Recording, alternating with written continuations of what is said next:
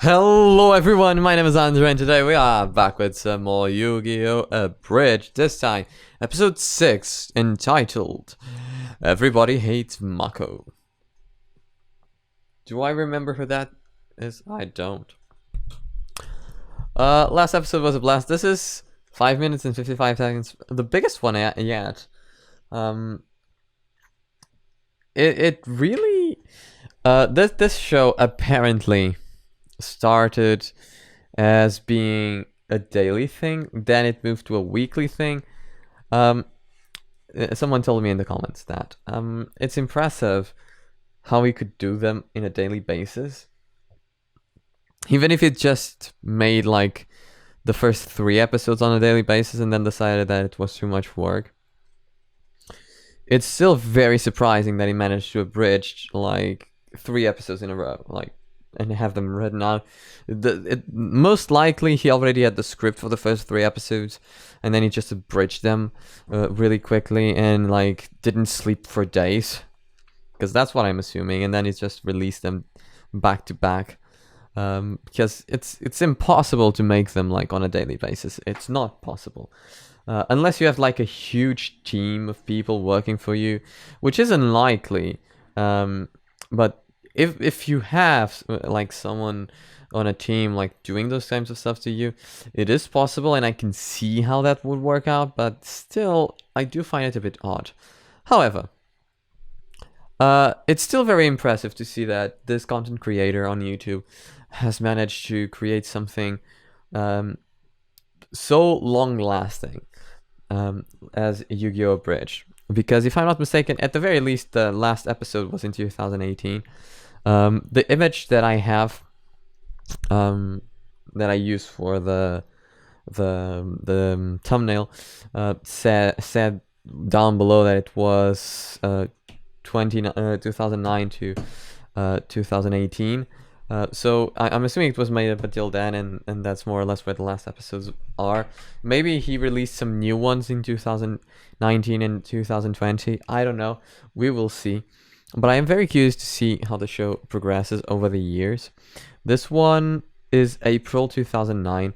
I'm curious to see when he breaks the year, like when he finally reaches the 2010 era, because usually, you know, it's on a yearly basis that you can truly feel like some changes. I'm curious to see, because I'm sure it's going to be good. I enjoy the criticism of the show a lot. I think it's so well done. It's so beautifully put together. It's funny, but it's not like so critical that it would make a fan of the show hate this one and think it's mocking the show and hating on the show. No, it's not hating on the show. It's putting forth some legit criticism and pointing out to some plot holes that are not necessarily explained and are not necessarily good for the show. I am really enjoying the series, even if in the previous episodes I was a bit tough on them, but it's just because, you know, truthfully speaking, I want to be honest with you guys. Like, I want to tell you from my perspective of someone that has some knowledge in cinema, how they would fare maybe even in 2009. Like, now, again, there's a lot of stuff here that can be explained due to, you know, inexperience, inability, lack of equipment, stuff like that. A lot of that can be explained, but it still needs to be pointed out regardless. Now, that doesn't mean I don't like it. It just means that I like it enough to care and to criticize it. Actually, I do smoke marijuana. It's good stuff. It Of sure course was you do. nice of you to share your fish with us, Mako. Haha! Don't worry, my friends. There's plenty more where that came from. We should probably get going. Leaving so soon, are you? What a swell guy. I like that he doesn't wear a shirt. Yeah, of course you do. Ah! Holy on a sandwich.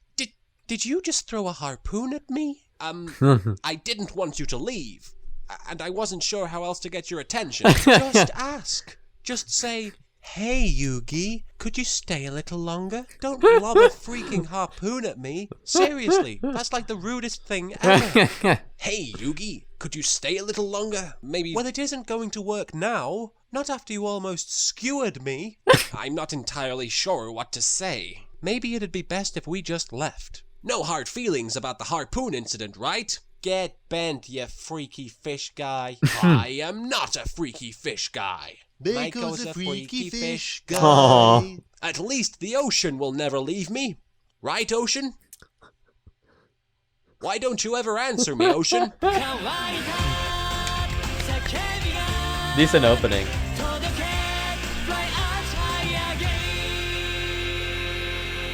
Decent opening.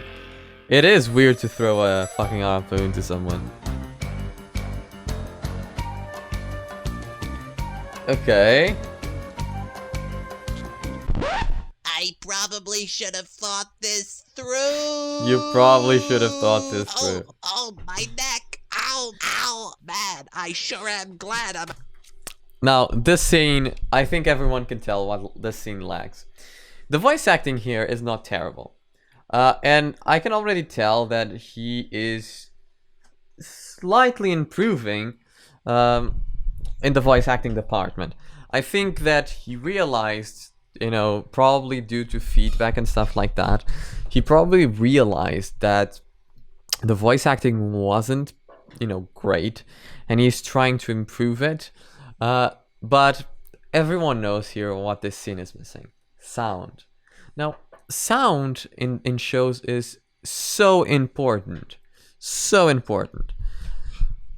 You know, this scene in particular, you should have heard like the rocks, the feet hitting the rocks, you should have heard the things being thrown. The harpoon also did not make a sound.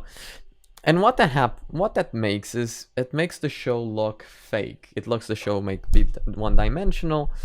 It takes away from the realism of the show, and that takes the audience away. I don't feel bad for him in any way, shape, or form, because, well, in my eyes that didn't hurt. I didn't hear any hurting sounds. It takes away impact.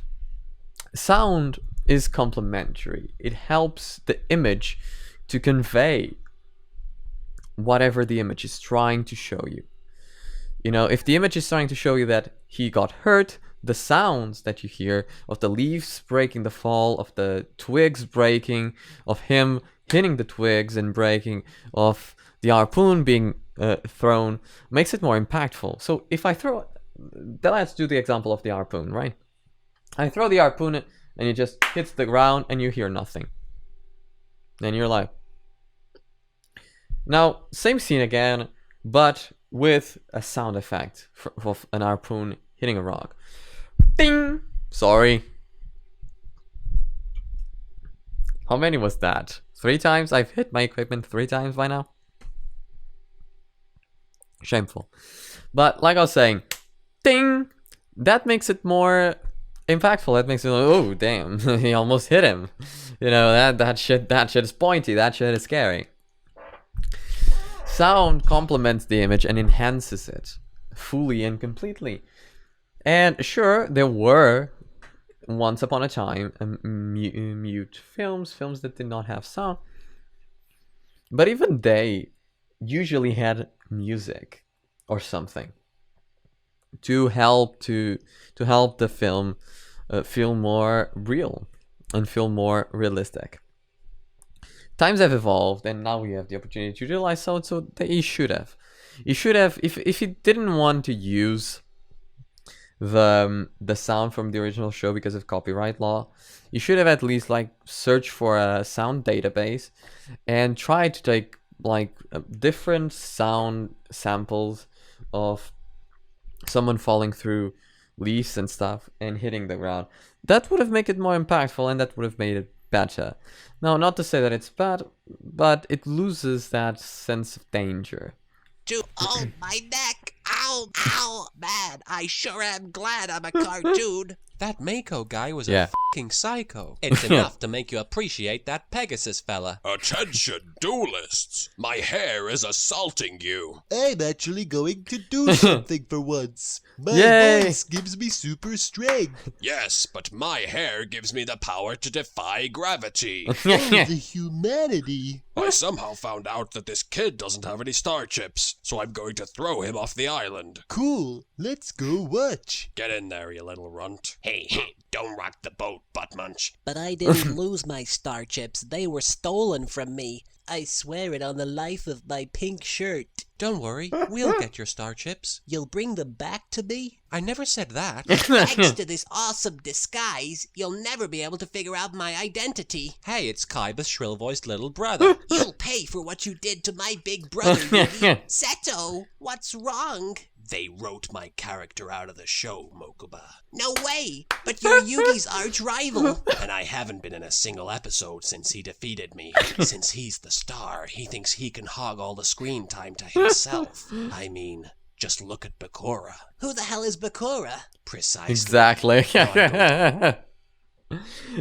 This is a fair argument, and I don't know if this actually applies to Yu-Gi-Oh in general, but the rival, you know, the main rival needs to be present. He needs to feel powerful, feel strong, and needs to pose an actual threat to the main protagonist, right? When you see a fight with Seto Kaiba, you can not be sure that Yugi is going to win. That's how you make a good rival. And how you make a good rival, you say you allow the main character to be defeated. Usually in shows, for some unforsakable reason, the creators think that seeing the main character lose shows that the main character is a little shit. That's not right. You know, nobody is perfect at all times. Nobody can win every single game. And certainly, nobody, you know, is always expecting the heart of the cards to pull through. A good tense battle is when you don't know what's going to happen. It's when you are unsure if the protagonist is going to win, if the antagonist is going to win, and you fear what could happen if the villain wins. In this case, he's a rival, he's not really a villain, which is different. Rivals are usually created to, you know, make so that the main character wants to improve and wants to surpass someone, so that he has someone at his level that he can desire to surpass, right? That's their point. Their point is motivation mostly. But a good rival, and he needs to have more screen time. Let's begin with that. But a good rival also needs to have the ability to defeat the main protagonist, so that the main protagonist actually has a reason to improve. If you're always winning, what's the point of improving? And the thing is, we never see them actually practicing. We never see them deck building, for instance, and theorizing why a specific deck would be better than the other one and stuff like that. So in general, I do believe that, you know, it's a poor choice by most animes to have like just a main rival that never is able to defeat the main protagonist. To hide in some undisclosed location. You stay here and guard my multi-million-dollar company while I'm gone. Okay, thanks. But Seto, what if an evil group tries to take over while you're missing?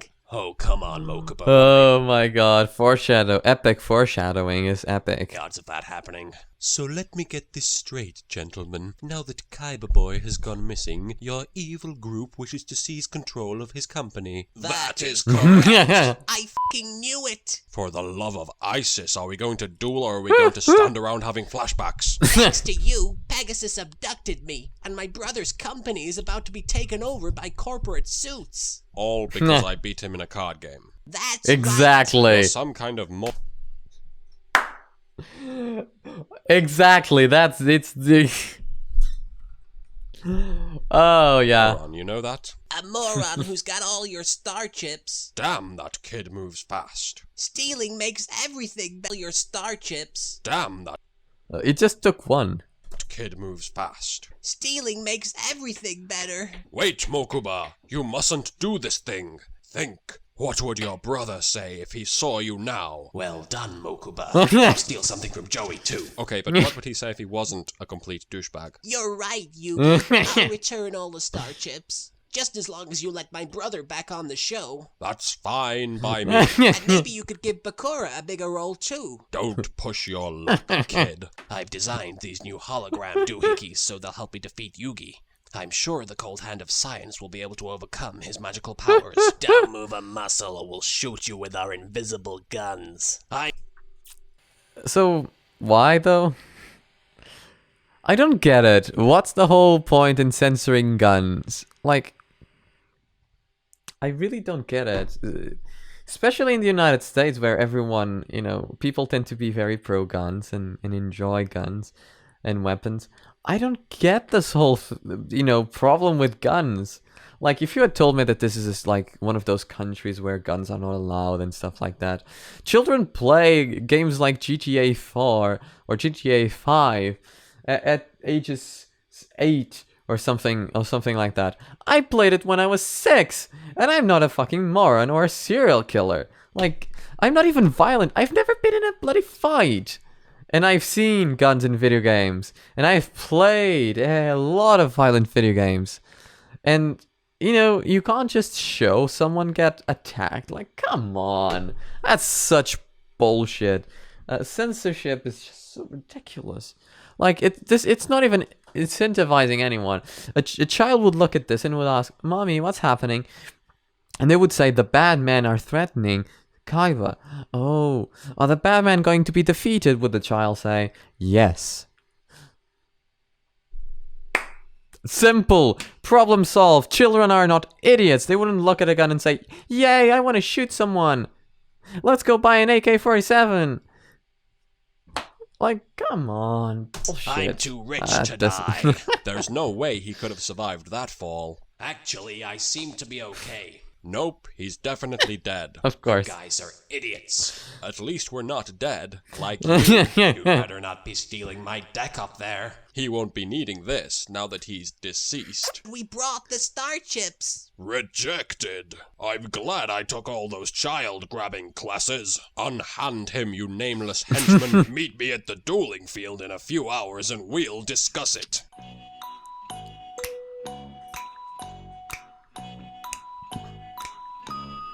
Attention, duelists! Oh, it didn't I'm finish the still song. not going to unhand him. What a pointless interlude. Wait, guys. That looks like Kaiba. That Yugi. Damn, Kaiba, I have to say, this show knows how to make scary people. Like, let's look into. I love it. I just love this. Oh my god, this is great. So, the eyes are usually very expressive on a person's face, right? And usually, you know, shadows on the eyes make the person look very demonic, very evil looking. And I like that this is like, it seems like it's spreading, you know, the darkness, it's spreading throughout the face of the character. I love this. I love this. He looks so evil, so demonic. And then you have that smirk, that, you know, that. He looks so good. Oh my god, he looks good. This is brilliant. I love it. I legit love this. I legit love this. Yu-Gi-Oh can make them villains, you know. They make them look mean. The animators, kudos. Fucking hell. Like, that's good shit. That's some good shit. Like, the play with the shadows that it's done here to make him look so evil. Oh god, yes. You don't stand a ghost of a chance. Oh no! He has even less personality than before. I sure hope Yugi brings my star chips back soon. Shut up and roll, dumbass. I sure hope that it does too. Tune in next week for the long-awaited Yugi vs. Kaiba rematch. Kinda, well, not really. My name is Marek. I don't care. What if I told you I had exclusive knowledge of certain secrets? I don't care. Once I possess what I desire, the Millennium Rod will mean absolutely nothing to me. I don't care. The Millennium Rod. Oh my. I like this. I like this a lot. Like, I love the drawing animation. I really do enjoy this. But yeah, I think I'm gonna leave this up here, guys. Thank you so much for watching. If you enjoyed it, please don't forget to drop a like and subscribe. All that good stuff. It's free and it's good for you. It does you good to subscribe. One subscription a day, you know, puts the doctor away. That's true. It's true. That's science. Yeah, science. Knowledge. Right, knowledge. Yeah, I really enjoyed this episode. Guys, thank you so much for watching. Hope you guys enjoyed it, and I'll see you guys on the next one. Bye.